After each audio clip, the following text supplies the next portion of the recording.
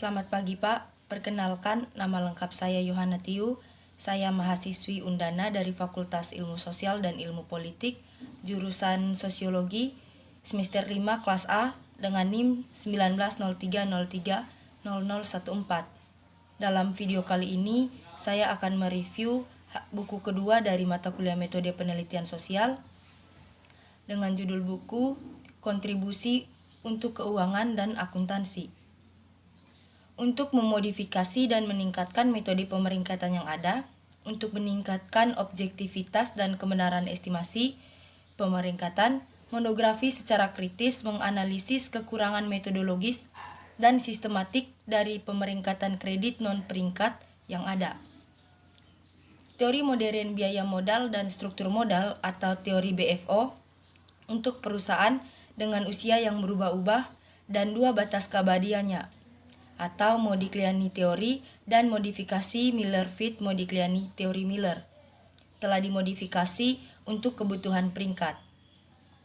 Penggabungan dari virasio keuangan yang digunakan dalam metodologi pemeringkatan dilakukan baik dalam teori BFO dan dalam batas kekekalannya di Modigliani teori Miller dan dalam Fitts Modigliani teori Miller. Pendekatan baru yang fundamental terhadap metodologi pemeringkatan telah dikembangkan yang mencakup penerapan pendiskontoan yang memadai, yang praktis tidak digunakan dalam metodologi pemeringkatan yang ada. Ketika penggunaan parameter peringkat di bawah diskon fee keuangan mengalir dan penentuan tingkat diskonto yang benar dengan mempertimbangkan virasio keuangan. Usulan perbaikan metodologi pemeringkatan dari sistem pemeringkatan yang ada akan meningkatkan akurasi pemeringkatan yang diterbitkan dan menjadikannya lebih objektif. Menggunakan metode pemeringkatan teori modern, perusahaan keuangan, alat teori perusahaan yang berkembang dengan baik, atau teori BFO dan batas kekekalannya, memungkinkan kita untuk bergerak dalam industri pemeringkatan dari penggunaan metode pemeringkatan, terutama kualitatif, ke penggunaan metode kuantitatif, yang membuka cakrawala baru dalam pemeringkatan penerbit dan dalam metode penentuan kalayak kredit mereka. Pentingnya peringkat dan kekurangan sistem rating yang ada. Peringkat adalah salah satu instrumen terpenting untuk mengatur pasar keuangan yang tugas utamanya adalah menilai kualitas aset dengan mempertimbangkan faktor risiko, dilakukan oleh para ahli independen. Peringkat mencirikan kekayaan kredit peminjam, memprediksi tren di dalamnya, atau mencirikan daya tarik investasi proyek. Mereka memainkan peran penting dalam pengambilan keputusan, dalam membangun dan memelihara hubungan bisnis. Di sini kami akan mempertimbangkan dua jenis peringkat. Yang pertama, peringkat kredit dan peringkat daya tarik investasi, atau walaupun ada jenis peringkat kredit lainnya, seperti peringkat bank dan grup perbankan, perusahaan asuransi, penerbit instrumen keuangan, otoritas regional, dan kota, dan lain-lain.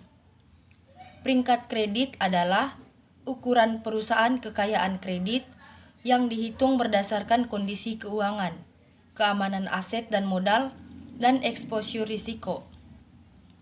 Peringkat kredit menyatakan pendapat lembaga atas kemampuan dan kesediaan kreditur atau penerbit untuk memenuhi kewajiban keuangan secara penuh dan tepat waktu.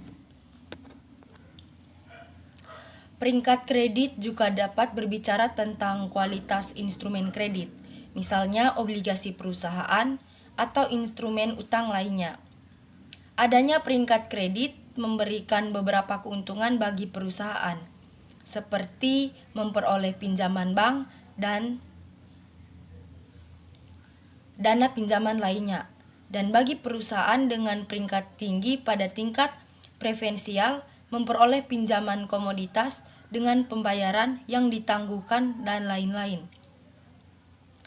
Peringkat daya tarik investasi suatu proyek atau perusahaan merupakan penilaian tingkat kepuasan dari keuangan, produksi, organisasi, pemasaran, persyaratan hukum, dan lainnya, atau kepentingan investor sehubungan dengan spesifik proyek investasi atau perusahaan. Jenis peringkat ini memungkinkan Anda untuk mengevaluasi keuntungan dan kerugian dari proyek investasi, serta keadaan iklim investasi di industri atau wilayah tertentu. Seperti halnya dengan peringkat kredit, keberadaan peringkat daya tarik investasi memberikan beberapa keuntungan, yaitu pembiayaan untuk proyek investasi, memperoleh pinjaman, dan jenis investasi menarik lainnya. Kemudian yang berikutnya, kombinasi dari kedua Modigliani. Pernyataan Miller menyiratkan bahwa peningkatan tingkat hutang dalam struktur modal perusahaan tidak menyebabkan peningkatan nilai firms, karena manfaatnya yang diperoleh dari penggunaan lebih banyak pasar modal utang berbiaya rendah akan diimbangi dengan peningkatan risiko. Di sini kita berbicara tentang risiko keuangan dan risiko kebangkrutan. Dan oleh karena itu, dengan peningkatan biaya modal ekuitas dari firms, investor akan meningkatkan tingkat keuntungan yang dibutuhkan, stabilitas di bawah peningkatan risiko, yang disertai dengan tingkat utang yang lebih tinggi dalam struktur modal. Kemudian, dengan cara ini, Modigliani teorema Miller berpendapat bahwa dengan tidak adanya pajak, struktur modal perusahaan tidak mempengaruhi nilai perusahaan dan biaya rata-rata tertimbang modal WACC dan biaya ekuitas meningkat secara linier dengan peningkatan leverage keuangan. Penjelasan yang diberikan oleh Modigliani dan Miller setelah memperoleh hasil adalah sebagai berikut. Nilai perusahaan tergantung pada profitabilitas dan resiko saja, dan tidak tergantung pada struktur modal. Berdasarkan prinsip pelestarian nilai, mereka mendalilkan bahwa nilai perusahaan yang sama dengan jumlah dana ekuitas dan utang tidak berubah ketika rasio antara bagian-bagiannya diubah.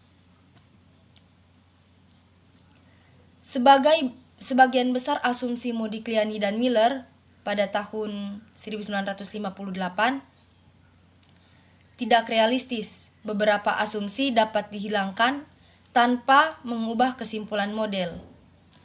Namun, dengan asumsi tidak ada biayanya kebangkrutan dan tidak adanya pajak atau hanya adanya pajak perusahaan, sangat penting perubahan asumsi ini mengubah kesimpulan. Dua asumsi terakhir mengesampingkan kemungkinan teori sinyal dan teori biaya agensi, dan dengan demikian juga merupakan prasyarat penting.